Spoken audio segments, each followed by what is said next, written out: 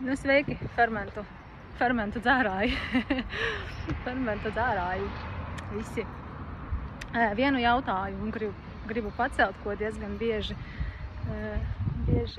jautā. Tātad par to reibšanu. Par reibšanu un jušanu. Tiepaši tie, kas nav tēmā.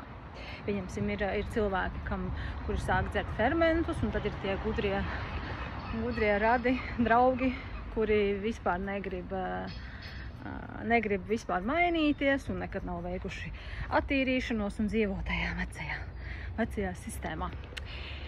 Nu, lūk, un tad sakoju, kā tu vari dzert? Tur pagaršo vienu mutīti. Protams, ka tie cilvēki, kas nav attīrījušies, viņi noreibst no šāda daudzuma. Tikai tāpēc, kad šie procesi, protams, ka viņi notiek kuņģzarnu traktā. Kuņģzarnu traktā tātad šīs baktērijas čurā virsū spirtu patogēnajai videi, un cilvēkam rodās nosacīti šis īslaicīgais reibums, kas patiesībā sākumā ļoti daudziem pat iepatīkās, ir īpaši tie, kas sēž uz vinčakiem sestdienās, svētdienās vai vispār brīvdienās. Tad viņi met nost tieši ar fermentiem. Bet, jārēķinās, ka tas nebūs visu laiku. Ja tu fermentus dzer jau 2 gadus, tad pēc pieredzes var teikt, ka mums ar gadu ir tīrā enerģija. Un ķermenis vispār ir tik jūtīgs palicis, tik ļoti izjūt katru odziņu, ja tas ferments ir bagāts ar antioksidantiem, tad tur tīrajā enerģijā viss aiziet. Un tad ir jāskatās, vai to fermentu drīkst uz vakaru dzert, vai tev vajag šo enerģiju. Tā kā tas ir burvīgi. Nu, lūk. Tātad, dzerot fermentu arī tie, kas taisa tvertnēs un vispār. Plasmas pudelēs tas ir cits jautājums, par to es šobrīd nerunāšu. Šīs atšķirības jūs jau zinat. Ja? Man arī ir video speciāli tam taisīts. Ja? Lai tu teiktu, kāda atšķirība ir starp plasmas pudelēm un tvertnēm. Bet, tad, kad ir uztaisīts tvertnes fermentiņš, un jūs dzerot fermentu, alkoholu jūs nevajadzētu. Ja? Tie, kas ir, kurš nav pagaršojis alkoholu vai kurš nav dzērs alkoholu, mēs zinām šo spirta piegaršu vai brāgas. Ja? Tātad, ja ferments garšo pēc brāgas vai mēs jūtam spirta piegaršu dzerot fermentu, tas nav labi, ir nogājis kaut kas greizi. Tam tā nevajadzētu būt. Ja? Tam pievēršam uzmanību. Vai nu jūs esat aizlaiduši grīstē, tad vai nu ir iekļuvušas kaut kādas ne tādas baktērijas, nekvalitatīvi produkti, pieliktas klāt kaut kādas cita veida baktērijas, ko arī cilvēki mēdz eksperimentēt, nevajag. Ja? Nevajag fermentiem.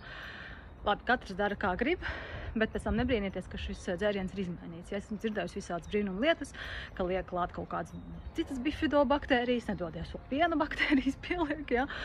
Un domā, ka tā būs labāka, nevajag eksperimentēt. Ja? Tur cilvēki ir tam veltījuši laiku, saglabāsim un cienīsim viņu ideju. Jā, bet, kas saka, brīva griba, es vienkārši stāstu pieredzi, kam tam nevajadzētu būt. Šo procesu tātad vajag just tikai vēderā. Tikai vēderā, kas arī ir īslaicīgs. Ja notiek šie procesi, sākumā reibšana būs intensīva, viņa būs daudz manāmāka, kura vienkārši ar laiku mazināsies, un jūs sāksiet no fermenta just tikai to labo iedarbību, tikai prieku un pozitivitāti. Izņemot gadījumus, kad uztaisīsiet kādu super ņipro fermentu un atkal tā krustnaguļa gailene, jo mēs jau, iztīrīties pavisam nevaram. Mēs dzīvojam sēņu baktēriju pasaulē, mīļie. Tie, kas saka, jūs varat iztīrīt sevi to galam, kā ūdeni attīrīt līdz nulē, mums ir tāds, ja? Tad tas nav iespējams, jo mēs arī patstāvīgi uzņemam šo patogēno vidi. Bet, protams, kad ir jāsamazina šī populācija. Tā kā tas ir viens. Vēl tie, kas arī taisa tvertnītēs, sākotnēji, ir vajadzīgs šis kilograms medus, bet vēlāk tie, kas jau ilgstoši taisa, nelieciet vairs kilogramu, jo tad, kad ir par daudz medus, pirmkārt baktērijas no sākuma metīsies virsū tieši medum un tikai tad auglīšiem dārzeņiem. Bet mums vajag ietrenēt šīs baktērijas tā, lai viņas vairāk pārtiktu no tieši no augļiem un dārziņiem. Un ja būs par daudz medus vai nedoties kaut kāds lētais medus, kuram klāt būs cukurs, brāga garantēta. Tas ir jau pārbaudīts, mīļie. Tā kā to arī ņemiet vērā, un tie, kas ilgstoši jau taisa, lieciet mazāk meduteņu vispār. Un arī vadoties, protams, pēc situācijas ir saldāki auglīši, ir saldākas ogas. Ja pieņemsim ir brūklenes, dzērvenes, liekam mēlenes, ja tādas paskābas ogas, tur aronijas, smilšķērkšķi.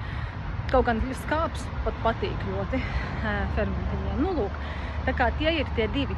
Vēl es tā salikšu video, lai būtu vēl viens jautājums par to, kad man tad, kad dzer ļoti spēcīgu ķiploku fermentu, man bija jautājums, Kristīne, es dzeru tavu ķiploku fermentu, viņš ir ļoti garšīgs, viss ir ļoti labi, bet tas cilvēks tikai sāka dzert. Viņš saka, bet man pēc fermenta gribās vairāk ēst.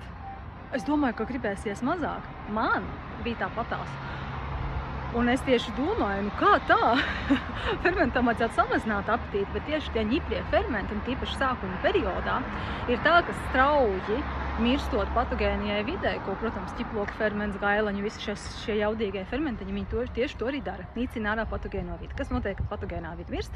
Viņi sūta signālus, saimnieki, klausies, mums vajag steidzami pārtiku to, lai izdzīvotu. Tātad ņemam vērā, ka tas arī ir īslaicīgi.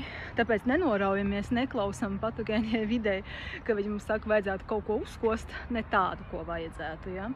Tad noturamies vienkārši to laiku, un pēc tam jau atkal būs šis tīrais efekts. Jā. Tā kā tas vēl ir.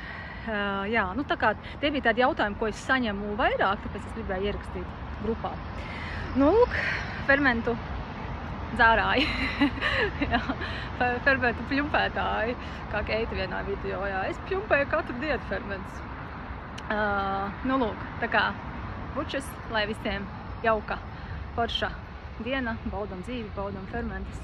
Un, jā, esam laipni, cilvēcīgi viens pret otru, tas ļoti, ļoti pietrūkst šobrīd mātei Zirnītei.